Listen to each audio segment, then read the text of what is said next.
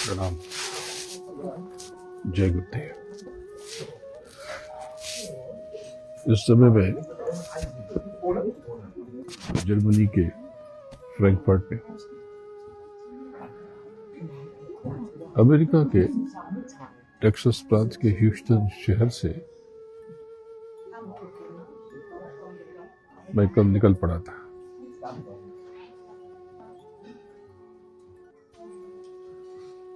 वहां निकलने के दरमियान फ्लाइट के उड़ने में विलंब हो गया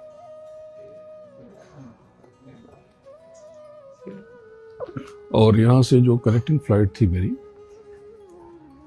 हॉलैंड के एम्स्टर्डम की, वो छूट गई। वैसे भी लेवर यहां पर बहुत कम समय का था, करीब 1 घंटे 20 मिनट का। तो ये तो पता ही था कि ये फ्लाइट छूट जाएगी और फिर जो पहले की जो फ्लाइट होगी वो मिलेगी।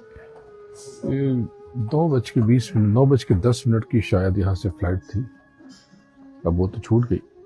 अब मुझे यहाँ से 1:15 बजे की फ्लाइट मिलेगी। अभी यहाँ पर 11:09 हो रहे हैं। ठीक 11 बजे जरा आंखें कमजोर हो गई। तो शून्य को मैंने 9 समझ लिया अंग्रेजी का, लेकिन लगा कि नहीं गई, कुछ गड़बड़ है। तो फिर चश्मा लगा के देख लिया।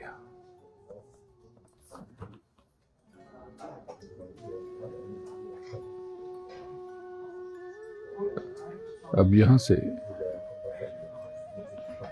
आगे चला जाऊंगा क्योंकि ये मंजिल नहीं है।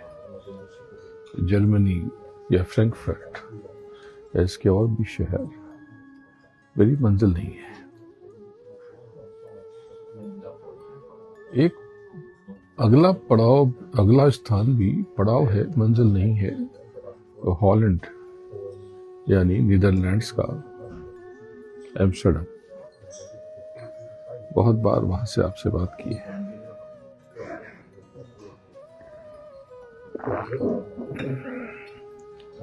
तो वहां पे एक रात का पड़ाव होगा, उसके बाद मैं यूनाइटेड किंगडम चला जाऊंगा। तो मुझे ये तो पता है कि कहाँ जाना है, लेकिन यही बात मैं आप सबको बताता रहता हूं कि आप सबको भी बोध होना जरूरी है। किताबों में पढ़ा हुआ बोध बहुत ज्यादा कुछ बता तो नहीं पाता, लेकिन थोड़ा आभास एहसास करा पाता है। सच्चा बोध तो सदगुरु के सानिध्य में, उनके दामन में, उनके चरणों में ही मिलता है। गुरु यानी मेरे गुरु महाराज। मैं तो आपका सेवक और आपका दास हूं। कल हमने थोड़ी सी बात की थी और मुझे फिर जाना पड़ गया था। तो आज उसी बात को, जिसको मैं बहुत बार कह चुका हूं, नए तरीके से समझने की कोशिश करते हैं कि आपके हृदय में ये दर्द का दरिया क्यों है। आपकी आंखों में ये बार बार बरबस आंसू क्यों चले आते हैं। आपको अंदर से छटपटाहट क्यों होती है। क्योंकि बाहरी चीजें तो कितनी भी हो, कम हो ज्यादा हो, आपको तो दुख होता ही रहा है।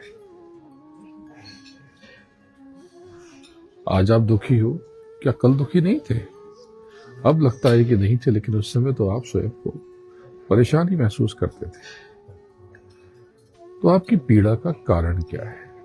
आपके भीतर जो ये दुख का तालाब है, सैलाब है, कहां से आया?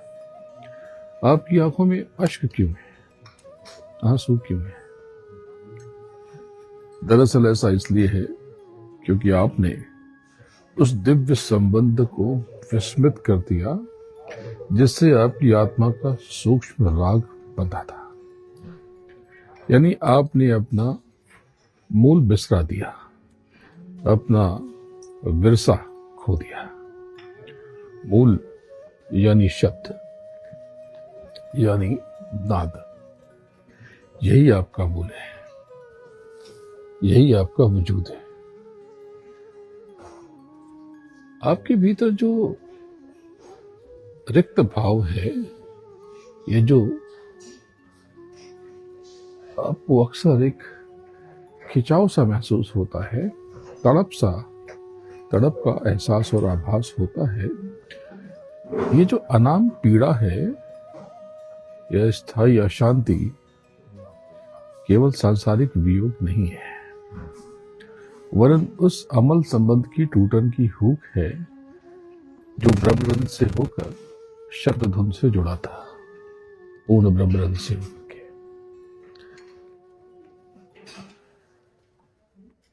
शब्द धुन से जुड़ा था,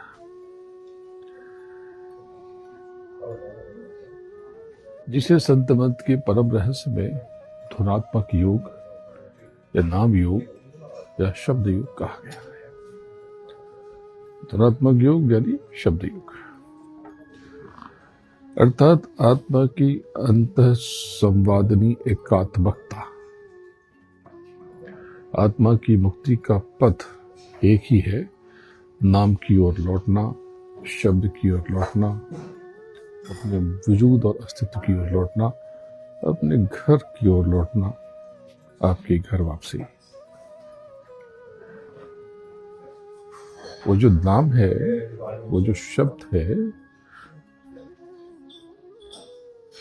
वो जो सृष्टि का आदि स्रोत है, वो अनहद है, जिसे न कोई कभी रचता है, जो न कभी थमता है, रुकता है, थकता है।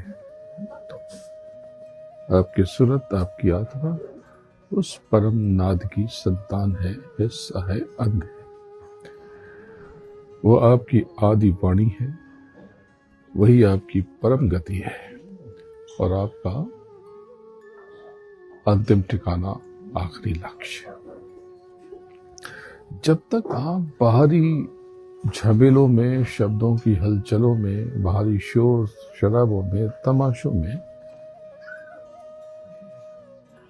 तथा कथित ज्ञान अज्ञान की चर्चा में, प्रवचनों में, व्याख्या में, वाद विवाद की सतही तरंगों में उलझे रहोगे, अटके रहोगे, फंसे रहोगे, तब तक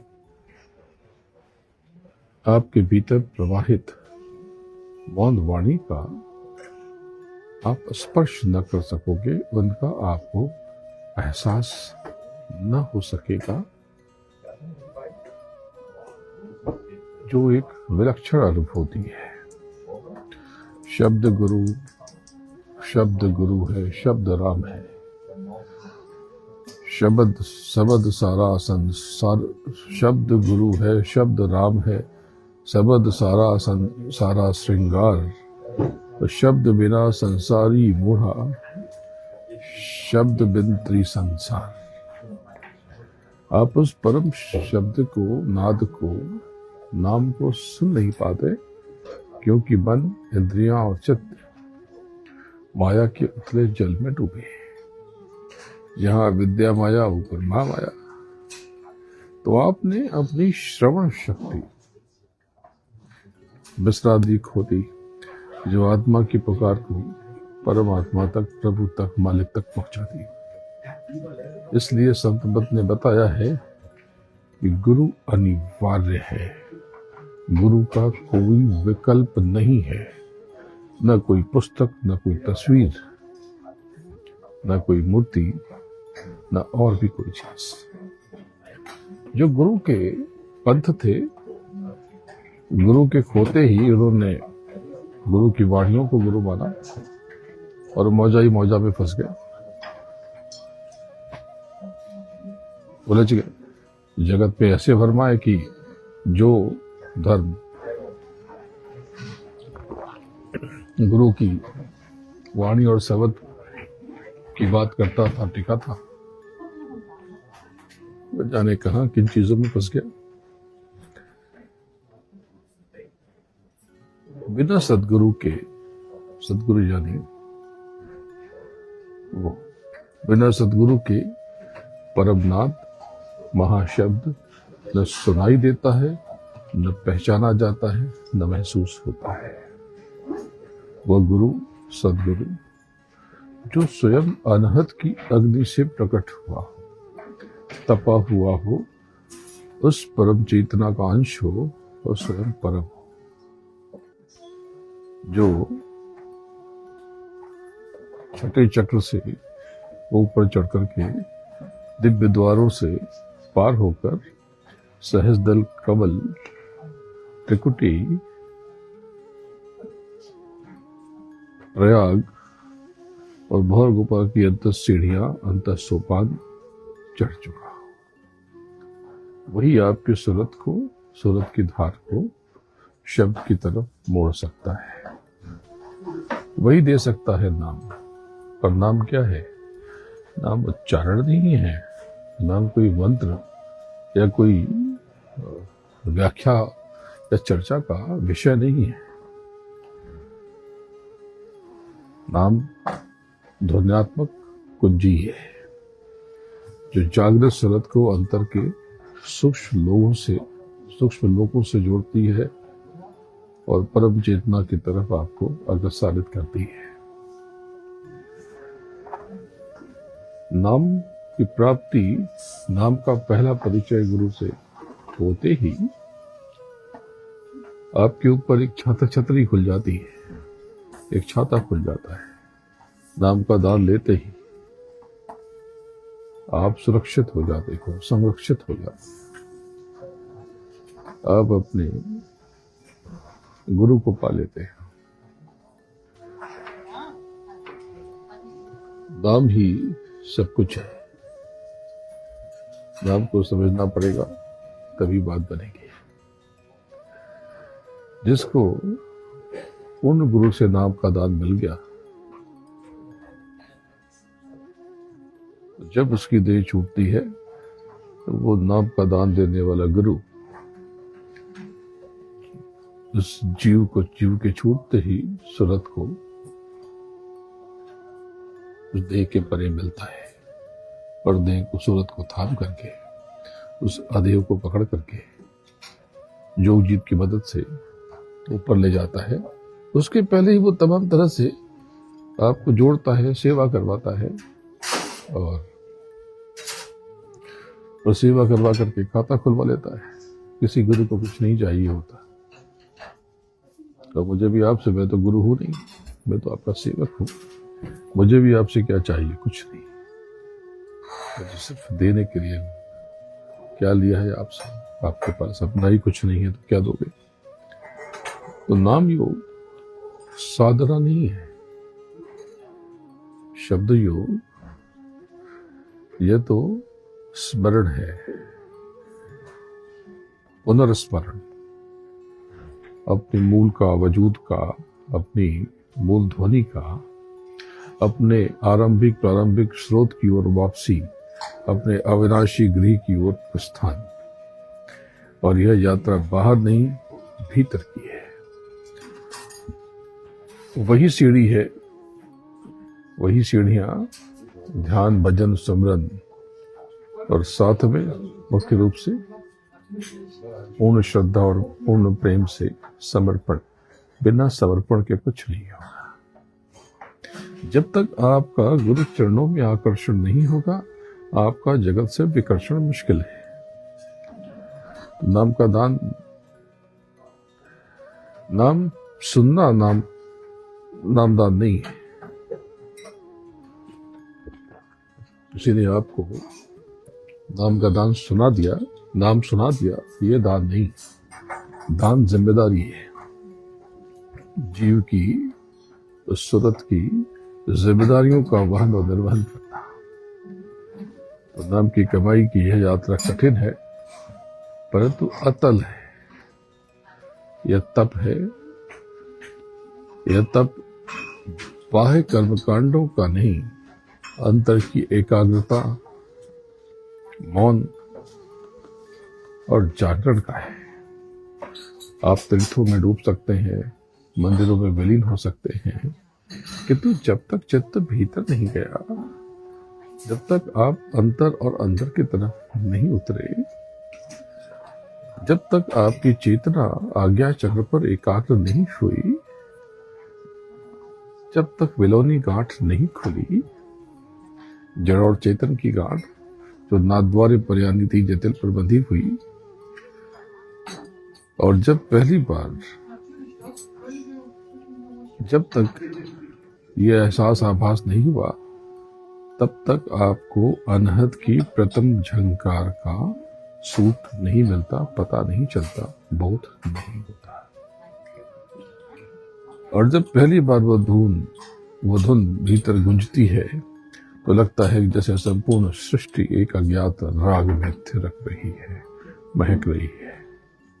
ना कोई भाषा, ना कोई लिपि, ना कोई अर्थ, फिर भी सब कुछ स्पष्ट। एक दिव्य संवाद, एक मौन मंत्र, बस आप अंतर में या बाहर अपने सदगुरु को निहारते और खो जाते हो। सच्चा गुरु वही है जिसके पास आप बहुत से प्रश्न लेकर जाओ, जिज्ञासा लेकर जाओ, और सारी जिज्ञासाएं और प्रश्न गुम हो जाएं, खो जाएं। वो शब्द ही प्रभु की वाणी है, वो शब्द ही निर्गुण की तान है, जो बिना बोले भी हृदय के अरण्य में ज्योति जागृत करता रहता है। वही है वह शब्द जिससे ब्रह्मांड बंधा है, जिससे पूरी कायनात बंधी है। वही नाम जिसको पकड़ लेने से मौत भी, मृत्यु भी थक कर लौट सकती है। इस बात को आपको समझना पड़ेगा। शब्द गुरु सुरत धुन चेला, शब्द गुरु सुरत धुन चेला, अर्थात देहदारी गुरु यदि न रहे, न मिले, तो भी शब्द बाकी रह जाता है, नाम शेष रह जाता है। कहीं कुछ पाने से जीव चूक जाता है। तो बहुत लंबी यात्रा करके आया हूं, कुछ भोजन प्रसाद साथ में था तो, लेकिन ज्यादा कुछ खाने की इच्छा नहीं हुई, तो ये अभी यहाँ पर बाहर खाने पीने में हिचकता भी नहीं खाता, लेकिन यहाँ पर ही अपने हाथ से कॉफी बनाने की व्यवस्था होती है। तो बस अभी उनसे कहा कि मुझे नया ग्लास चाहिए, नया कप। तो संबंध से सिरामिक के कप होते हैं, इन्होंने मुझे एक कप उपलब्ध कराया नया। तो उसमें ये अपने हाथ से कॉफी बनाई, धीरे धीरे आपसे बात करते हुए पान कर रहा हूं। इसलिए आप समझ लें,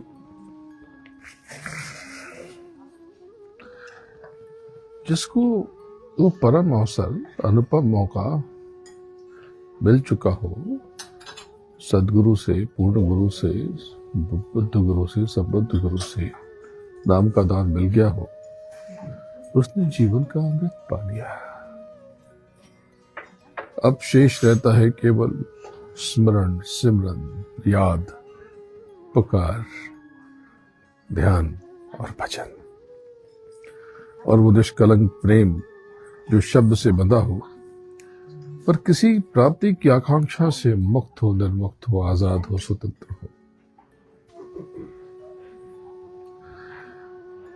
जैसे जैसे आप नाम की डोर पकड़कर या पकड़ने के लिए आप भीतर अपने अंदर उतरते चले जाएंगे, गहरे में पैठ लगाते जाएंगे, तो उस नाद को पकड़ते ही एक ज्योति और सूक्ष्म लोक दर्शन और धीरे धीरे कारण जगत के रक्तिम आभा, वो लाल प्रकाश, और धीरे धीरे वो श्वेतांबर प्रयागराज, और फिर बीच में 12 ब्रह्मधाम से होते हुए भंवर गुफा, प्रोटेक्टिंग केव, और अंत में पूर्ण गुरु में, सदगुरु में, तो सत श्री दयाल में, राधा स्वामी कृपाल में, सूरत का पूर्ण विलीनीकरण। न कोई प्रयोग, न कोई प्रयास, यह तो बस घर लौटने की पुकार है, जहां न जन्म है, न मृत्यु, न समय, न दूरी, केवल अविचल मौन, जो स्वयं में नृत्य करता है, थिरकता है, झूमता है, आह्लादित है। और वह मौन, परम मौन, वह महानाद, महाशब्द,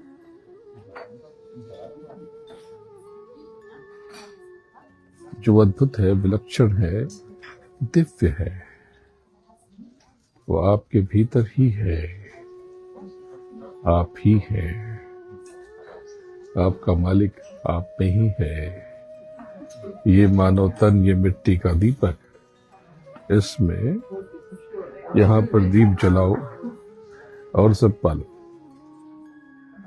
तो वह मौन, वो नाद आपके भीतर है। इसलिए बस जीवन में अपने सदगुरु को, अपने प्रभु को सुमरो और मौन हो जाओ, मुनि बन जाओ, और अपने भीतर इस प्रकार बैठो, अपने अंदर इस प्रकार उतरो कि बस शब्द बन जाओ, नाम बन जाओ।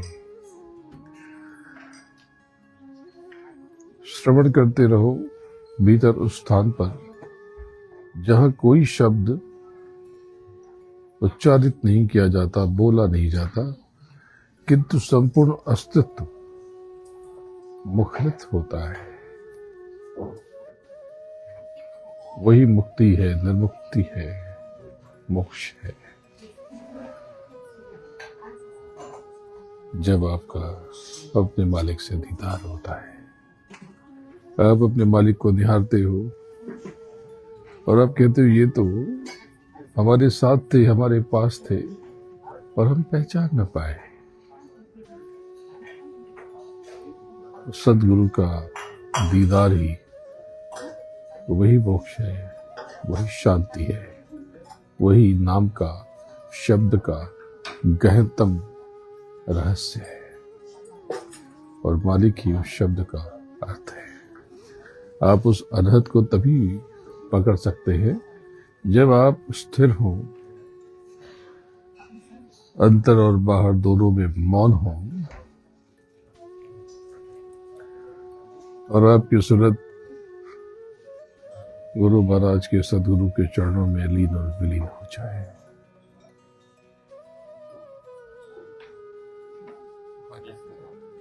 और ये होते ही आपको ये संसार झूठा लगेगा, सपना लगेगा, किस्सा लगेगा, व्यर्थ की बात लगेगी। तब आपकी देह से परे, देह के पार एक ज्योति प्रकट होगी। तब जीवन एक दिव्य रागिनी बन जाएगा, और तब आपके भीतर का दीपक जल उठेगा। दीपक 12 नाम का, महल भया उजियार। तो आपके भीतर वह दीपक, वह दीप तभी जलेगा जब आप शब्द की बाती को थाम लें। शब्द की बाती से ही दीप प्रस्फुटित हो सकता है। जब आपके भीतर शब्द की बाती में दीप जल जाता है, तब उसी क्षण, उसी पल, उसी लम्हा समस्त दुख, समस्त कष्ट, समस्त पीड़ा महाशून्य में लीन और विलीन हो जाएगी। और आप न केवल शांति पाएंगे, बल्कि स्वयं शांति की, महाशांति की, चिर शांति की, परम शांति की अनुगूंज बन जाएंगे।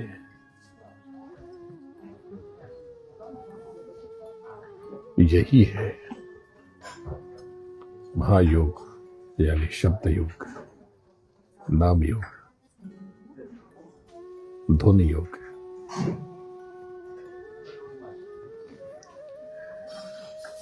और यही है संतमत का सार, संतमत का हृदय,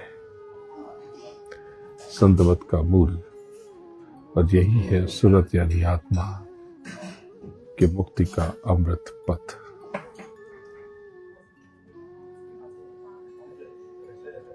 जय गुरुदेव, जय जय गुरुदेव। गुरु महाराज के चरणों में नमन करता हूं और आप सबको प्रणाम करता हूं। कब निकलना है अभी ये बताएंगे। मेरे ख्याल से समय तो हो रहा है। चलने में थोड़ी असुविधा है, पीड़ा बहुत है, पैर उठ नहीं रहा, लेकिन आनंद है।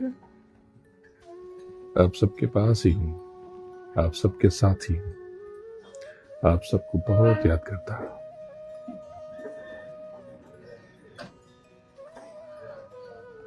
जब तक सांसों की पूंजी है, आप अपना काम कर लो। मैं तो आपके पास ही हूं, आपका ही हूं, आपका अपना हूं। मेरा होना आपका होना ही है। लेकिन मैं लौटने के इरादे से जा रहा हूं, मगर मैं लौटने के इरादे से जा रहा हूं, मगर सफर सफर है। मेरा इंतजार मत करना।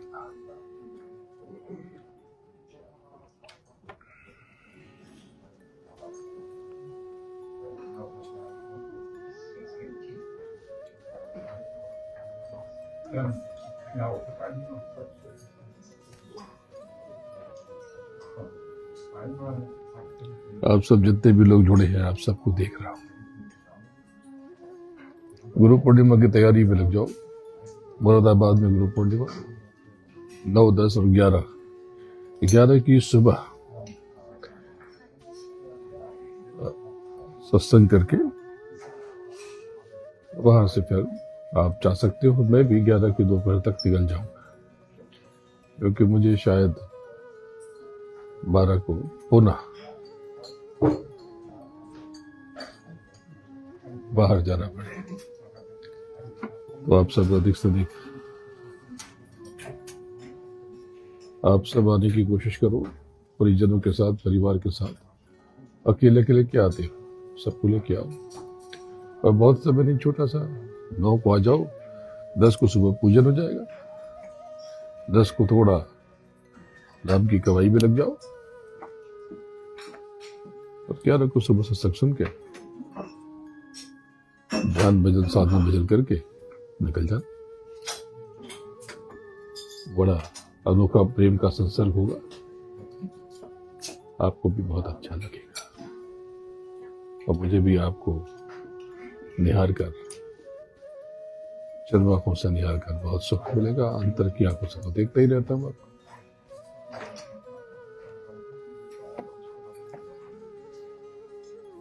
जय गुरुदेव, जय जय गुरुदेव।